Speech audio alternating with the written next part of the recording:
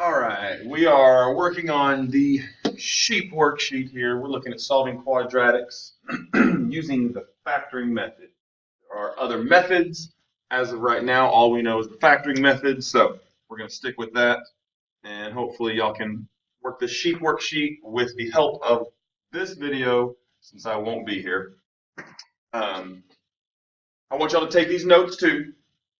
Just 4 steps and then an example. So you'll have your Cornell note page. You'll have this as I kind of go through it. I'll upload this PDF as well, so you'll have that.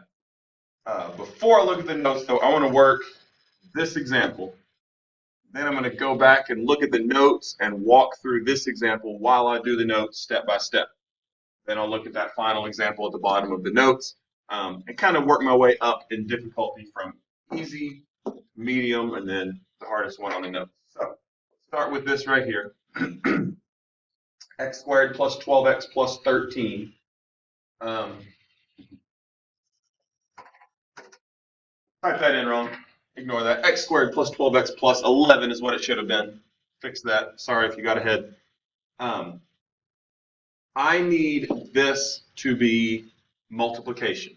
I need it to look like something times something equals 0.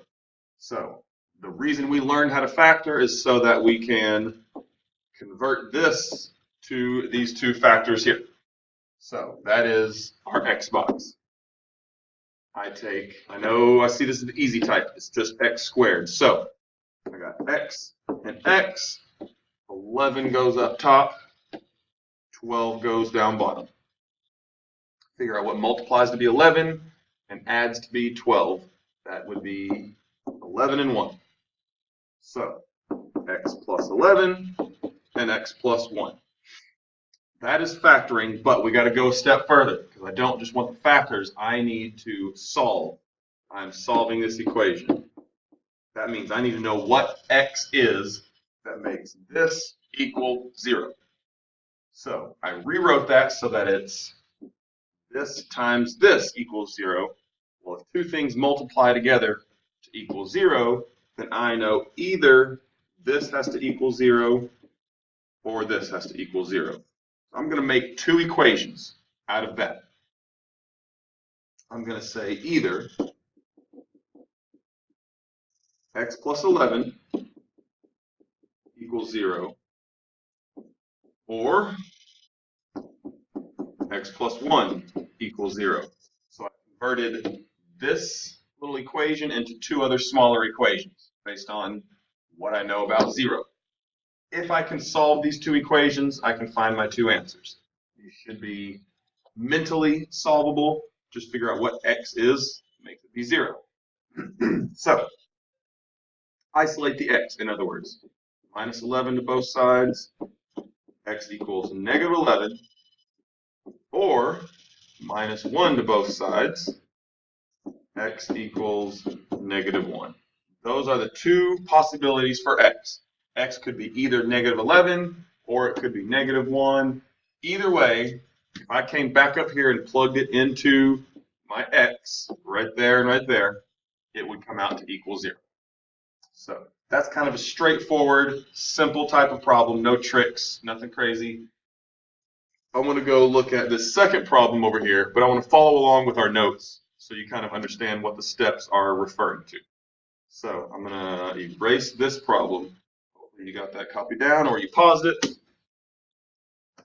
And let's look at the second example, a little more difficult. According to our steps, we are solving quadratic equations. A quadratic equation is just an equation with x squared in it. So anything with x to the power of 2 is quadratic. With the factoring method, like I said, so far that is our only method. We'll add to these notes later on. Step 1, the equation must be in the form of ax squared plus bx plus c equals 0. It has to equal 0 is the key part there. If it doesn't equal 0, we got to make it equal 0. So I want to go look at this example here. Call this number 2. And it is not in that correct form. I need it to equal 0. I have to cancel out this 2x. The way I cancel a 2x out by subtracting 2x. But if I subtract 2x on the right, I have to subtract a 2x on the left. So rewrite this equation. I have 2x squared. I can combine these like terms. Minus 3x minus 5 equals 0. So that is step 1. The equation is in that form. Step 2 is to factor the trinomial. We took a whole set of notes over factoring trinomials. Go back to your last Cornell notes and walk through those, starting with, it looks like the difficult type here, so turn to the back. Step 0, check for a GCF. No GCF here. No common factor between 2, 3, and 5, so step 0 does not apply.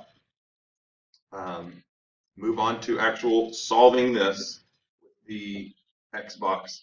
I need this, factoring, not solving this. I need this to look like that. I need the parentheses. So I'm going to start, make it wrong, fix it later. 2x and 2x. Setting up my X box, I have A times C, negative 10. That goes up top. B, negative 3, goes down bottom. My side numbers here look like they'll be negative 5 and positive 2. So 2x minus 5, 2x plus 2. Those are my wrong factors. I got to fix it later. Look for a common factor that I can simplify or reduce out. 2x minus 5 has no common factors. So it stays 2x minus 5. 2x plus 2 does have a common factor of 2. So take that out, wipe it away. We end up with x plus 1. So there are the factors of what I just started with. So there's my factored version, equals 0. That completes step 2, factor the trinomial. Step 3, create two, I call them mini equations, by setting each factor equal to 0. That is referring to the idea that if this thing here times this thing here is 0, then either this is 0, either 2x minus 5 equals 0, or the second one, x plus 1 equals 0. I know that either that or that must equal 0. So I can make two equations out of that. So that is step 3. We created two mini equations by setting each factor equal to 0. All we need to do now is solve both of those mini equations to get both of my x's. So if 2x minus 5 is 0, well, I can isolate the x plus 5 to both sides. 2x equals 5. Divide by 2, and we get x equals, leave it in fraction form, 5 over 2. Or, this is much easier, minus 1 to both sides, x equals negative 1. So there are the two x's that make that equation true. 5 over 2, 2.5, or negative 1. Either one of those values can get plugged into my x, both x's actually, and it will make it equal, all three x's actually, and it will make that side equal that side. There are two possibilities. We're used to only having one x that works. Now we have two. So that was kind of an easy problem and a medium problem. Now we're going to look at a more difficult problem. This involves everything that it could possibly involve. Every step applies here. Clear my notes out. Hopefully you have these copied down now. This the title, solving quadratic equations. There's your essential question there. How do I solve an equation with x squared in it? Again, x squared is a quadratic equation. That's what that means. So let's look at our steps. The equation must be in the form ax squared plus bx plus c equals 0. emphasis is on that equals 0. It has to equal 0. This one does not. So I need to make it equal 0. I get rid of the 10 to both sides. I will now have equals 0.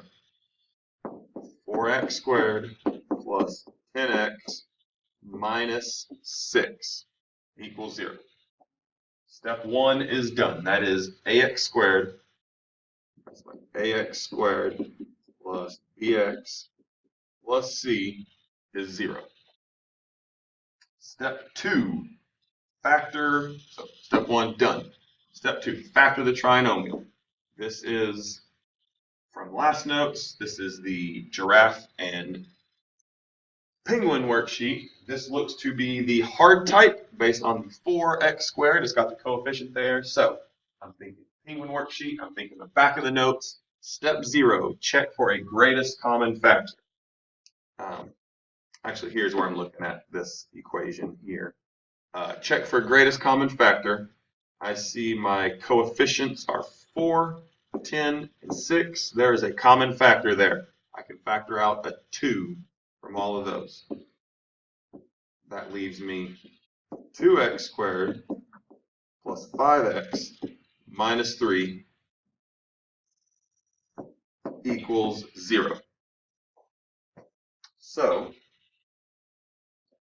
now I'm looking at just inside the parentheses. Continue on to step 1. Now that was step 0. Step 1 is to factor this. It's still the hard type because it's still 2x squared. That on my x box. A times c goes up top. That's 2 times negative 3. 5 goes down bottom. Figuring out the side numbers that multiply to be negative 6 and add to be 5. It looks like it would be 6 and 1. The 1 will have to be negative. 6 plus negative 1 is 5. 6 times negative 1 is negative 6. So my factors, don't forget the 2.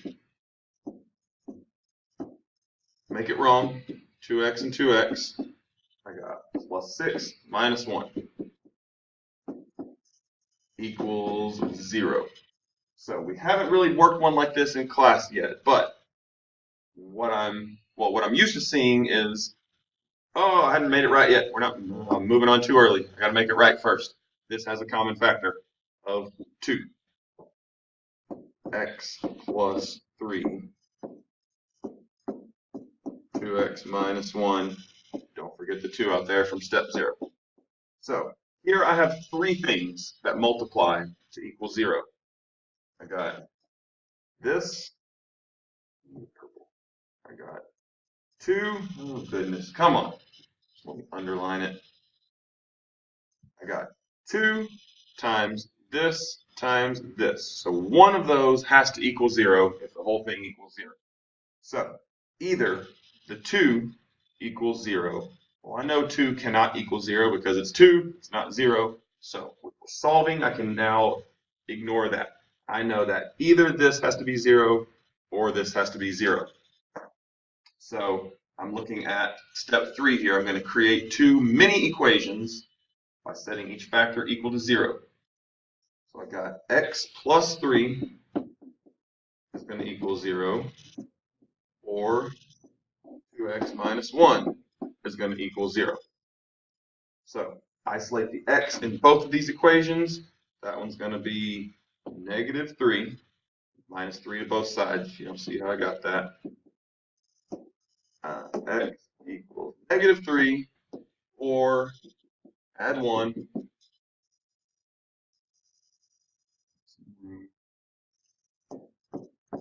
2x equals 1, divide by 2, and we have x equals 1/2, 3, or 1/2. So x can be negative 3 or x can be 1/2. Either one will make my original equation come out to equal 10. So hopefully the notes, along with the 3 examples, easy, medium, and hard, can walk you through the sheet problems. Really quick, if I go look at what we're actually working with on the sheep.